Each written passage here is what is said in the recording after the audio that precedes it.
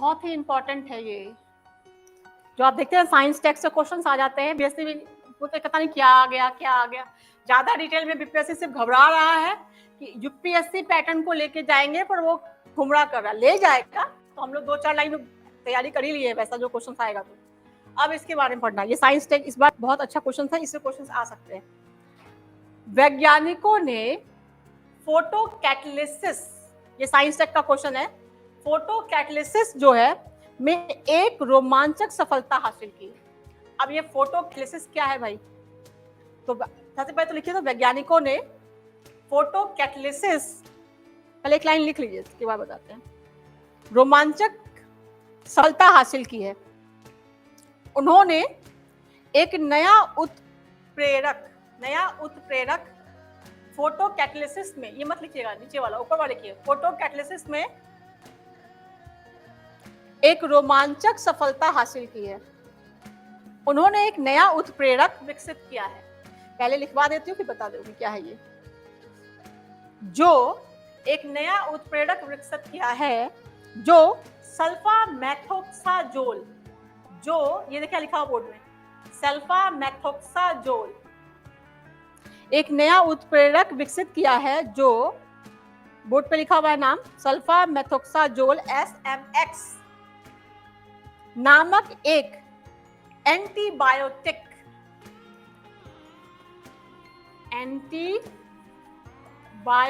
अगर ये लिख के आ जाए सिर्फ नाम भी ना, बताना मुश्किल हो जाएगा। क्वेश्चन आराम से आएंगे। अक्टूबर बहुत इंपॉर्टेंट, अक्टूबर सितंबर में बहुत सारी घटनाएं घटी हैं, ठीक है। सल्फामेथोक्साजोल नामक एंटीबायोटिक को कुशलतापूर्वक, ये जो है ना आपका सल्फामेथोक्साजोल, ये एंटीबायोटिक है, बहुत खतरनाक है। इसको तोड़ने की विधि वैज्ञानिकों ने खोज कर ली है। तो ये जो है ना, ये विधि है फोटो कैटलिसिस, ये विधि है जो क्या तोड़ेगा, सल्फामेथोक्साजोल SMX एंटीबायोटिक को तोड़ेगा, कुशलतापूर्वक तोड़ सकता है। अब इसको एक बार ये भी लिख लीजिए, फोटो कैटलिसिस है क्या, पहले ये भी तो जानना पड़ेगा ना। जब कोई पदार्थ, फोटो कैटलिसिस लिख लिया, सल्फामेथोक्साजोल एंटीबायोटिक है, ये लिखा आपने। तो इसको तोड़ने के लिए उन्होंने एक विधि की खोज की, फोटो कैटलिसिस नामक विधि की खोज की, जिससे सबसे खतरनाक सल्फामेथोक्साजोल नामक SMX नामक एंटीबायोटिक को तोड़ा जाएगा, ठीक है। तो अब एक क्वेश्चन ये भी आ सकता है, सपोज साइंस से क्वेश्चन आ जाए, फोटो कैटलिसिस है क्या, आ जाए अगर लेना हो तो लिखिए। तो जब कोई पदार्थ प्रकाश के संपर्क में आने पर रासायनिक प्रतिक्रिया की दर को बदलता है, यानी कि जब कोई पदार्थ प्रकाश के, यानी कि जब ये लाइट के संपर्क में आता है, जब कोई पदार्थ, किसी भी पदार्थ, सपोज दैट कोई पदार्थ है, अगर वो लाइट के संपर्क में आता है तो क्या होता है बताइए? तो इसका रासायनिक प्रतिक्रिया को ये क्या कर देता है, बदल देता है। उसी को क्या बोलते हैं, फोटो कैटलिसिस कहते हैं। ये खोज अभी हाल में हुआ है, अक्टूबर में वैज्ञानिकों ने खोज किया है। अब इसका इस्तेमाल करके वो इस खतरनाक एंटीबायोटिक को क्या करेंगे, सल्फामेथोक्साजोल को तोड़ देंगे, ठीक है, ताकि वातावरण में खतरनाक चीजें मौजूद ना रहे। अब लिखिए एंटीबायोटिक से क्या खतरा है वो भी देख लीजिए। एंटीबायोटिक से पारिस्थितिकी तंत्र में संतुलन को बाधित कर सकते हैं। अब एंटीबायोटिक तो हम लोग खाते हैं, एंटीबायोटिक से कितना खतरा है ये देखिए। एंटीबायोटिक से पारिस्थितिक तंत्र के संतुलन को बाधित कर सकते हैं, जो बैलेंस चल रहा है ना इकोलॉजी का, वो डिस्टर्ब हो सकता है। तो उसको तोड़ना बहुत जरूरी है, तथा पौधे, जानवर और सूक्ष्म जीव को प्रभावित कर सकता है। और ये एंटीबायोटिक क्या नुकसान पहुंचा सकता है, पौधे को भी पहुंचा सकता है, जानवरों को भी पहुंचा सकता है, और सूक्ष्म जीवों को भी नुकसान पहुंचा सकता है। तो इसी जो सल्फामेथोक्साजोल, बोलने से भी याद हो जाएगा, SMX जो एंटीबायोटिक है, इसको तोड़ने के लिए फोटो कैटलिसिस नामक खोज वैज्ञानिकों ने की है, जिसके थ्रू जो है अभी एंटीबायोटिक ब्रेक होगा, ठीक है। लिखिए आप लोगों ने। चलिए आगे बढ़ते हैं क्योंकि बहुत लिखना है अभी। तो इसमें 25, 26, 27 है ना, 25, 26, 27 का न्यूज लिखे ही नहीं है। चलिए, फोर्थ ग्लोबल, अब आगे बढ़िए। Fourth global coral bleaching, coral bleaching, fourth ये फोर्थ वाला है global, fourth global coral bleaching event, जिसको शॉर्ट फॉर्म में भी लिख सकता है GCBE4, GC करके अगर आ जाए GCBE4 क्या है, ये भी कंफ्यूजन पैदा कर सकता है। तो क्या है, ग्लोबल कोरल ब्लीचिंग है। कोरल लाइफ तो समुद्र के अंदर जो पता ही होगा कोरल लाइफ क्या है, जो समुद्र के अंदर एक पौधा पाया जाता है जिसमें जो है ना जू प्लैंकटन नाम का लिखवा देंगे हम, समुद्री प्लांट है कोरल, तो उसका क्या है, ब्लीचिंग हो रहा है, उसको नुकसान पहुंच रहा है। तो क्यों पहुंच रहा है वो मैं लिखवाऊंगी। लिखिए तो, fourth global coral bleaching event GCBE4 अभी हाल में हुआ है। और कहाँ का कहाँ पे बैठक हुई है, ग्रेट बैरियर रीफ ऑस्ट्रेलिया, क्योंकि वहां पे सबसे बड़ा कोरल ब्लीचिंग पाया जाता है, सॉरी ब्लीचिंग नहीं, कोरल लाइफ पाया जाता है। ग्रेट, लिखिए ग्रेट बैरियर ऑस्ट्रेलिया, ठीक है, ऑस्ट्रेलिया लग गई समझ, ऑस्ट्रेलिया है ये, ऑस्ट्रेलिया है ये, शॉर्ट फॉर्म लिख रहे हैं, ठीक है। लिखिए तो एक, अब कहा, जनवरी 2023 में इसकी शुरुआत हुई है, जनवरी 2023 में इसकी शुरुआत हुई। भारत भी अपने स्तर पे एक NOAA कोरल लाइफ के लिए, भारत भी जो है राष्ट्रीय महासागरी, इसको लिखिए, भारत भी अपने तरफ संगठन एक पहल कर रहा है, NOAA, इसका फुल फॉर्म लिखिए, राष्ट्रीय महाओशन, महासागरीय और वायुमंडलीय प्रशासन, यानी administration, national ocean atmosphere administration के अनुसार, प्रशासन के अनुसार कहा जाता है 99% जो है अटलांटिक महासागर को नुकसान पहुंचा। लिखिए, जनवरी 2023 में शुरू हुई थी ये फोर्थ ग्लोबल, देखिए आप लोगों ने, फोर्थ ग्लोबल ब्लीचिंग इवेंट। अब जो है NOAA राष्ट्रीय महासागरीय और वायुमंडलीय प्रशासन के अनुसार अटलांटिक महासागर, यानी भारत बता रहा है कि राष्ट्रीय की महासागरीय वायुमंडलीय प्रशासन के अनुसार अटलांटिक महासागर में 99.9% कोरल ब्लीचिंग हुआ है। प्रवाल भित्तियों को 99.9% प्रवाल भित्तियां ने गर्मी के तनाव का अनुभव किया है, यानी अटलांटिक महासागर में ये घटना पिछली विरंजन घटनाओं का 11% अधिक है। अटलांटिक महासागर में सबसे ज्यादा हुआ है, ये लिखना बहुत जरूरी है क्योंकि ये क्वेश्चन भी आ सकते हैं। सबसे ज्यादा कहाँ पे नुकसान पर, अटलांटिक महासागर में। और ये रिपोर्ट किसने दिया, नोआ, राष्ट्रीय कहा गया है। चलिए ठीक है, फोर्थ ग्लोबल कोरल ब्लीचिंग कर लिया, ग्रेट बैरियर रीफ में इसका हुआ था। अब कोरल ब्लीचिंग के बारे में भी लिख लीजिए 2-4 लाइन, क्योंकि भी इंपॉर्टेंट है। क्या होता है वो, परिवर्तन के कारण, साथ साथ में अगर आपको देखें तो ज्योग्राफी भी कवर हो रहा है। सपोज कोरल ब्लीचिंग ज्योग्राफी में पढ़ते हैं ना, परिवर्तन के कारण तनाव का सामना करते हैं। कोरल जो है परिवर्तन के कारण, जब कोरल ये मैं कोरल ब्लीचिंग बोल रही हूँ तो कोरल के बारे में बात कर रही हूँ। कोरल जो है तनाव के कारण परिवर्तन का सामना करते हैं, तो वे अपने उत्तकों में रहने वाले, देखिए कोरल जो है उसके उत्तकों में एक जीव पाया जाता है, ठीक है। कोरल जो है परिवर्तन के कारण तनाव का सामना करते हैं, तो वे अपने उत्तकों में रहने वाले सहजीवी शैवाल, वही है वो जीव कहाँ पाया जाता है, कोरल के साथ रहता है। देखिए क्या होता है ना, ये क्या करता है, कोरल चमकीला थोड़ी होता है। जब आप देखते हैं कोरल के लाइफ को देखते हैं तो बहुत सुंदर दिखता है, बहुत रंग बिरंगा लाइफ, तो वो किस वजह से होता है, वो उसके अंदर जो जीव पाया जाता है ना, उसकी वजह से होता है वो, ठीक है ना। तो इसको नुकसान, जब ये मर जाएगा तो कोरल क्या होगा, ब्लीचिंग, कोई रंग ही नहीं बचेगा, वो खत्म हो जाएगा, पूरी तरह सफेद हो जाता है, वो देखने में भी नहीं बचेगा। तो वही लिखिए, जुक यहाँ लिखा हुआ है स्पेलिंग, जुक्सेंथेला, ठीक है, इंग्लिश में लिखना चाहते हो तो लिख लीजिए ZOOXAN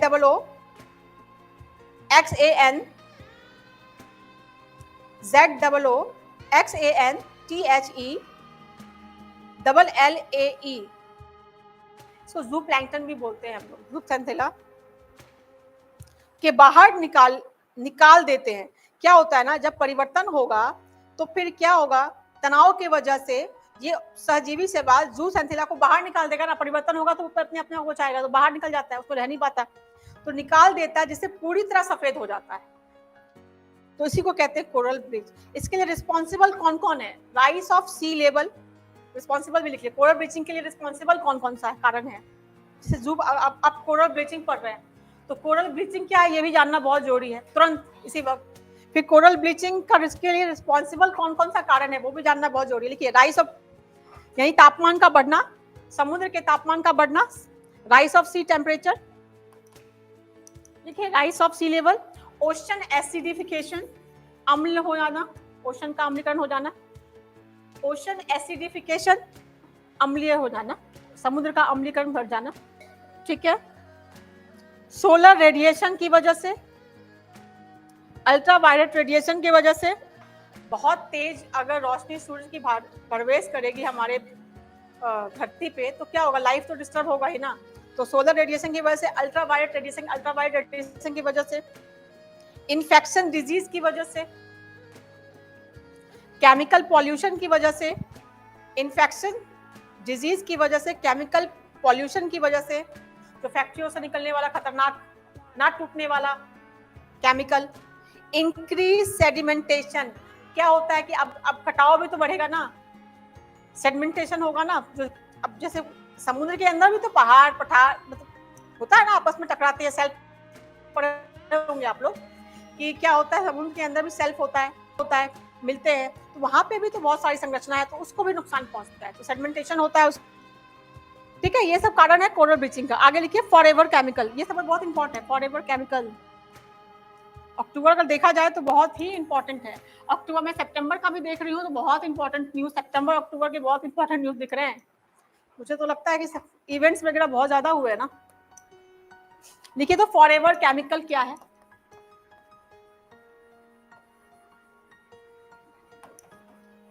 अभी आप इसको कहीं भी ढूंढने जाइए, ये जो आपके पास मटेरियल है ना, दिल्ली वाला मटेरियल है। यानी अगर आप यूपीएससी की तैयारी कर रहे हो, यूपीएससी के एक स्टैंडर्ड, ये मैंने बिल्कुल भी किसी भी कोचिंग संस्थाओं से बिल्कुल नहीं लिया है, मैं गूगल की हूँ, क्योंकि मुझे समझ में आ गया। देखिए, एक तो आप अपना हेल्पिंग बुक ले लीजिए, तो आपको लगे कि मेरा कवर हो रहा है। अगर मान लीजिए कोई छोटा मोटा क्वेश्चन आएगा तो वो हेल्पिंग बुक तो अपने पास रखिए, लेकिन साथ साथ मेहनत करना पड़ता है, क्योंकि अगर आपको जानना है कि क्या हुआ है तो गूगल करना पड़ेगा आपको, क्या क्या घटना घटी है पूरे अक्टूबर में, क्या क्या भारत के क्या क्या इंपॉर्टेंट है, तो ये गूगल से लिया गया है। ठीक है, फॉरएवर केमिकल लिखिए, ड्रिंकिंग वाटर में पाए जाते हैं। ये फॉरएवर केमिकल के बारे में बहुत ज्यादा हल्ला हुआ है। क्या है ये? परफ्लुओरो एल्काइल। ठीक है, देखिए आप, ड्रिंकिंग वाटर में पाए गए हैं फॉरएवर केमिकल, और ये होता है क्या? PFAS, इसी का फुल फॉर्म यहाँ लिखा हुआ है, PFAS, परफ्लुओरो एल्काइल, PFAS, बहुत खतरनाक केमिकल है ये। ठीक है, ये इसलिए न्यूज है कि ये पदार्थ जो है यूके और पीने के पानी में, चाहे वो नल का हो, चाहे वो दवा वाला जो पानी हम लोग लेके आते हैं उसमें हो, ये पाया गया है, PFAS पाया गया है। यूके और चाइना में नल और बोतल बंद दोनों पानी में PFAS पाया गया है। इसी को क्या बोलते हैं? Forever chemical. फॉरएवर केमिकल आ जाएगा, क्या होता है? साइंस के क्वेश्चंस हो गए, साइंस के क्वेश्चंस, तो PFAS हो सकता है या ना लिखे PFAS, तो लॉन्ग टर्म में लिखे तो आपको ये नाम भी याद होते हैं। खड़े खड़े आपके पास क्वेश्चंस खुलेआम बन रहा है बीपीएससी का क्वेश्चन तो। ठीक है, अब PFAS है क्या वो लिखिए। ये एक सिंथेटिक रसायन है। PFAS सिंथेटिक रसायन है जो पर्यावरण में आसानी से नहीं टूटता।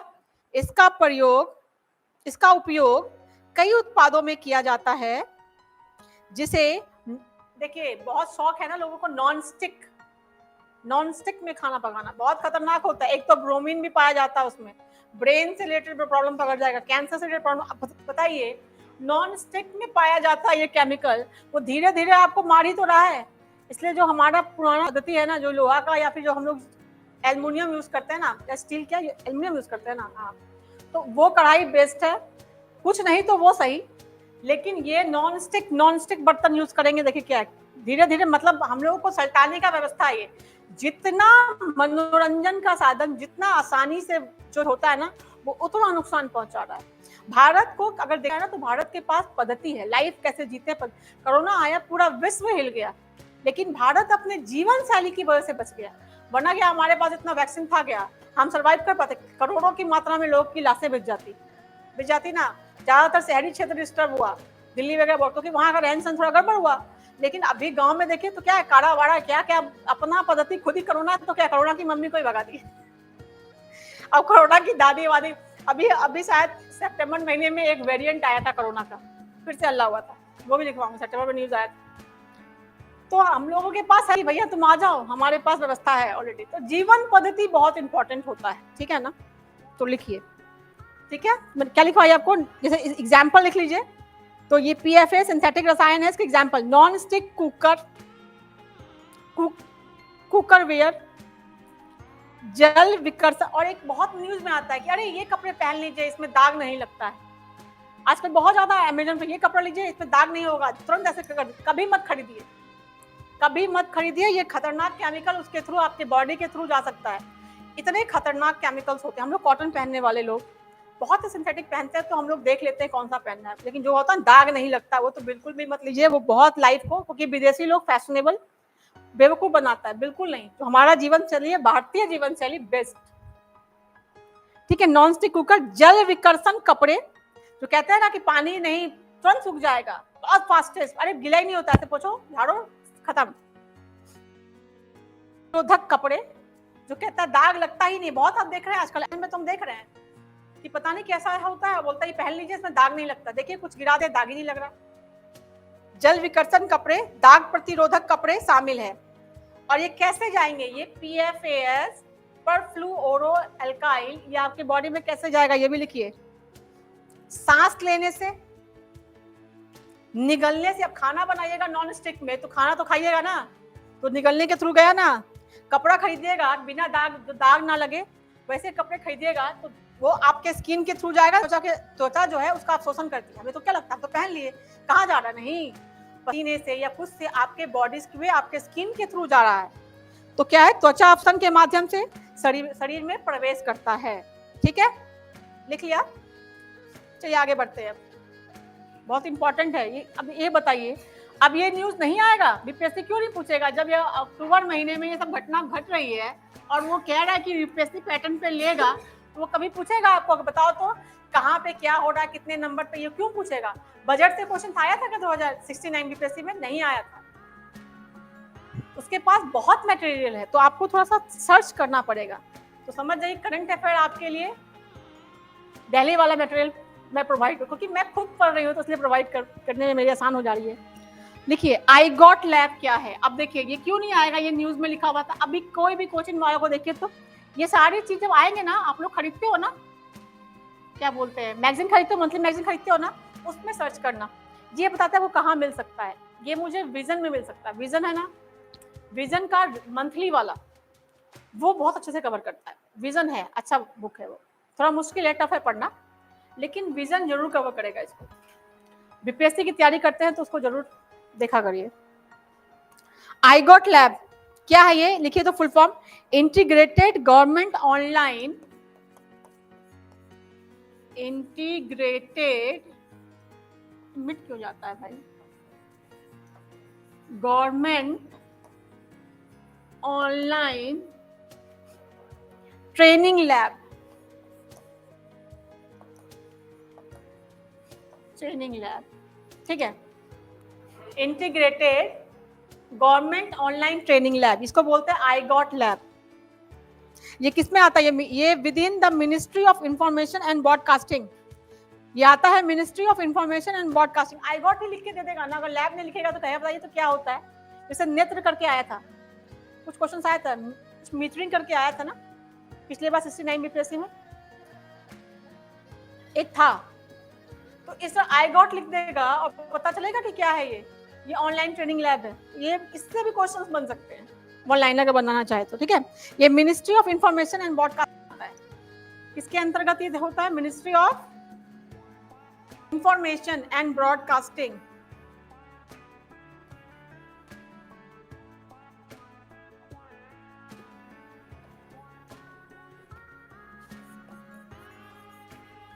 Information, ministry of information and broadcasting. इसके बाद थोड़ा लिख लीजिए, ये इसका काम क्या है, बहुत इंपॉर्टेंट है ये। आई गॉट लैब इतना इंपॉर्टेंट है, अगर आई गॉट लैब लिख देना और कुछ भी लिख दे साइंस से जुड़ा हुआ तो आप लोग वही लगाइएगा, पर ये साइंस से जुड़ा हुआ नहीं है, लिखिए इसको। ये सरकारी कर्मचारियों के लिए, सरकारी कर्मचारियों के लिए विभिन्न परीक्षण। अब सरकारी कर्मचारियों का भी तो होना चाहिए ना, एक बार जॉब हो गया उसके बाद बैठ जाएं, तो जब तक आप एक पब्लिक एडमिनिस्ट्रेशन में एक कहावत है, एक चीज कहते हैं कि हमेशा क्या होता है, रेगुलेशन होना चाहिए, आपका मॉनिटरिंग होना चाहिए कि आपने कर लिया ज्वाइन करते वक्त, लेकिन आप उस काम को करने के लिए सक्षम है या नहीं, इसका तो चेक होना चाहिए ना, तभी तो प्रोडक्शन रहेगा किसी चीज का। तो सरकारी कर्मचारियों के लिए विभिन्न परीक्षण कार्यक्रम तक पहुंचने का एक मंच है।